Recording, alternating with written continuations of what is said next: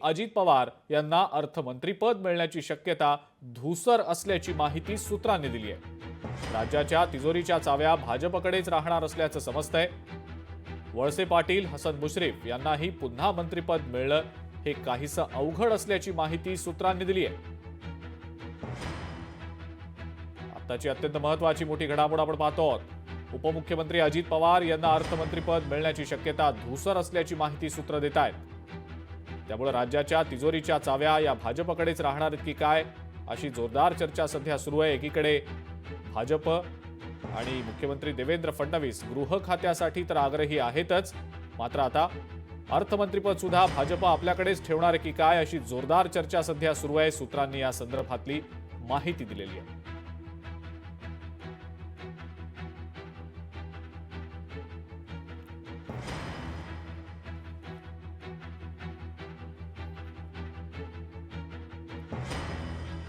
तर दुसरीकडे केंद्रात मंत्रिपद आणि छोट्या राज्याचं राज्यपालपद द्या असा प्रस्ताव अजित पवारांच्या राष्ट्रवादीनं महायुतीकडे मांडल्याची माहिती सुद्धा सूत्रांनी दिलेली आहे। केंद्रात मंत्रिपद आणि छोट्या राज्याचं राज्यपालपद द्या अशी माहिती सूत्रांनी दिलेली आहे। नागालँड किंवा अरुणाचल प्रदेशमध्ये राष्ट्रवादीचे आमदार आहेत, त्यामुळे तिथलं राज्यपालपद मिळावं अशी मागणी केल्याची माहिती सध्या सूत्रांनी दिलेली आहे।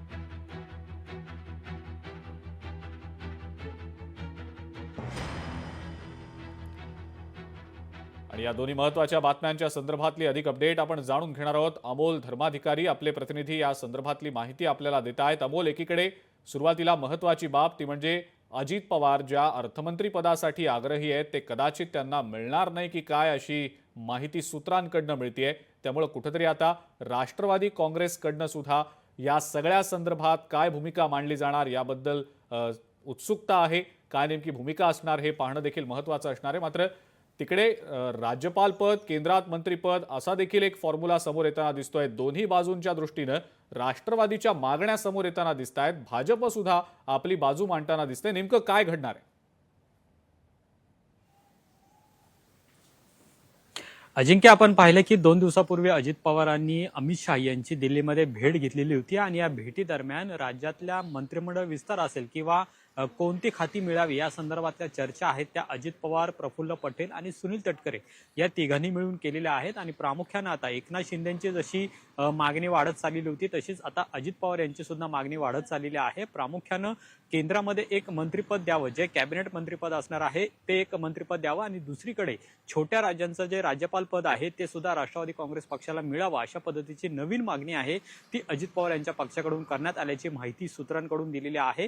याबाबत अजूनही भाजपकडून सकारात्मक प्रतिसाद आहे तो आलेला नाहीये, पण ज्या पद्धतीने अजित पवारांचे आमदार या विधानसभा निवडणुकीमध्ये निवडून आलेले आहेत आणि त्यामुळे बार्गेनिंग पॉवर करण्यासाठी खरं तर अजित पवारांनी हा दुसरा प्रस्ताव आहे तो महायुतीच्या वरिष्ठ नेत्यांसमोर ठेवलेला आहे आणि त्या अनुषंगानं केंद्रामध्ये एक मंत्रिपद द्यावं आणि त्याचबरोबर छोटे राज्य म्हणजे नागालँड असेल किंवा अरुणाचल प्रदेश असेल जिथं राष्ट्रवादी काँग्रेस अजित पवार यांच्या पक्षाचे काही आमदार आहेत ते सुद्धा निवडून आलेले आहेत आणि मुळे तिथं राज्यपाल पद मिळावं अशा पद्धतीची एक मागणी आहे ती सुद्धा करण्यात आलेली आहे।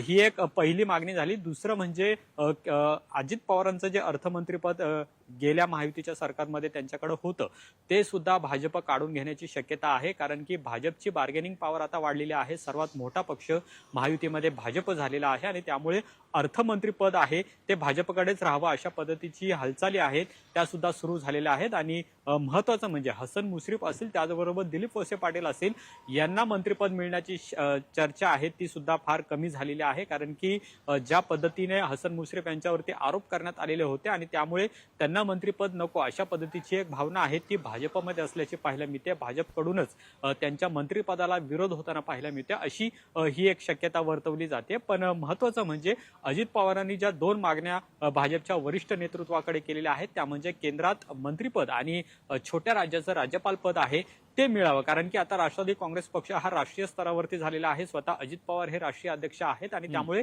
महाराष्ट्र राज्याबरोबरच इतर राज्यातही आपल्या पक्षाचा विस्तार व्हावा यासाठी खरं तर अजित पवारांनी ही मागणी आहे ती भाजपच्या वरिष्ठ नेत्यांकडे पण अमोल, आणखीन एक महत्त्वाचा मुद्दा हा सुद्धा की एकीकडे अजित पवारांना जर अर्थमंत्रीपद दिलं जाणार नसेल म्हणजे राष्ट्रवादीला, तर मग अर्थमंत्रीपद भाजप आपल्याकडे ठेवणार आहे अशी शक्यता जरी आपण गृहीत धरली तरी मग अजित पवारांना नेमकं कोणतं खातं दिलं जाणार? कारण त्या बदल्यात तितकंच ताकदीचं खातं दिलं गेलं पाहिजे असं एकंदरीत बोललं जात आहे. हा एक भाग. आणि दुसरं, जी काही सध्या चर्चा, जी काही सध्या बैठकांची सत्र सुरू आहेत त्यामध्ये या मुद्द्यांवर राष्ट्रवादीकडनं किती जोर दिला गेलेला आहे की अर्थ खातं आपल्याकडेच राहावं. कारण काल सुद्धा अमोल मिटकरींचं एक वक्तव्य होतं की जर अर्थ खातं अजित पवारांना नसेल तर महायुतीला अर्थ काय. मग या मुद्द्यावरनं मोठा वाद निर्माण होऊ शकतो का? अमोल, त्याबद्दलची नेमकी काय माहिती आहे? नक्कीच खरं तर हा वाद होऊ शकतो, कारण की अमोल मिटकरींनी ज्या पद्धतीने पक्षाची भूमिका मांडलेली आहे की अर्थमंत्रीपद हे राष्ट्रवादी काँग्रेस पक्षाकडेच असावं आणि स्वतः अजित पवार ते अर्थमंत्री आहेत ते असावेत. मात्र आता सध्याचं चित्र आपण महायुतीमधलं पाहिलं तर भाजपची बार्गेनिंग पॉवर वाढलेली आहे. भाजपकडे जवळपास 132हून अधिक आमदार आहेत. अपक्ष काही आमदार आहेत ते सुद्धा त्यांना पाठिंबा देत आहेत आणि जर गरज पडली तर एकनाथ शिंदे यांचे आमदार आहेत. असं सगळं गणित बघितलं तर कुठेतरी आता भाजपने या अजित पवार असेल किंवा एकनाथ शिंदे यांची शिवसेना असेल यांचं महत्व कमी करण्याचा प्रयत्न आहे तो या माध्यमातून केला जातोय का, हा एक प्रश्न आहे. कारण की जर अर्थमंत्रीपद हे भाजपने स्वतःकडे ठेवलं तर मात्र अजित पवार यांच्याकडे कोणती महत्वाची खाती मिळणार, हा एक सर्वात महत्वाचा मुद्दा असणार आहे. आणि तुम्ही जसं विचारलं की अजित पवारांचं जर अर्थमंत्रीपद काढून घेतलं तर मग त्यांच्याकडे कृषी मंत्रीपद असेल किंवा मग महसूल खातं असेल, हे त्यांना मिळणार का हे सुद्धा पाहणं महत्वाचं असेल. पण या दोन्ही खात्यांसाठी एकनाथ शिंदे हे सुद्धा आग्रही आहेत आणि त्यामुळे महायुतीतला हा जागा वाटप मंत्रिपदाचा खाते वाटपाचा जो तिढा आहे तो अद्यापही सुटलेला नाहीये. महत्वाचं म्हणजे अजित पवार यांच्याकडून जर अर्थ खातं काढून घेतलं तर मात्र अजित पवार आणि राष्ट्रवादी काँग्रेसची भूमिका नेमकी काय असणार आहे हे सुद्धा पाहणं महत्वाचं आहे. महायुतीमध्ये हे तिन्ही पक्ष जरी एकत्र असले तरी मात्र मंत्रीपद आणि त्याचबरोबर खाते वाटप यांच्यावरची जी नाराजी आहे ती अद्यापही आपल्याला पाहायला मिळते आणि त्यामुळेच अजित पवारांनी आता भाजपच्या दिल्लीतील वरिष्ठ नेत्यांकडे केंद्रात मंत्रीपद आणि राज्यपाल पदाची जी मागणी केलेली आहे ती याच अनुषंगाने केली असू शकते आणि त्यामुळे भाजपचे वरिष्ठ नेते यावरती काय तोडगा काढतात हे सुद्धा पाहणं महत्वाचं आहे. पण अजित पवारांचं जे अर्थमंत्रीपद आहे ते त्यांच्याकडेच राहावं अशी एक मागणी आणि ठाम भूमिका आहे ती राष्ट्रवादी काँग्रेस पक्षाची पाहायला मिळते आणि ती शेवटपर्यंत राहते का हे सुद्धा पाहणं महत्वाचं असणार आहे. याचा फैसला अवघ्या काही तासामध्ये सुद्धा होण्याची दाट शक्यता आहे. ठीक आहे अमोल, आपण या सगळ्या घडामोडींकडे अत्यंत बारकाईनं लक्ष देऊन आहोतच. या संदर्भातले अपडेट्स आपण सातत्यानं जाणूनच घेऊया. धन्यवाद आपण जी माहिती दिली त्याबद्दल. लोकशाही मराठी ऐका, पहा, जागरूक रहा.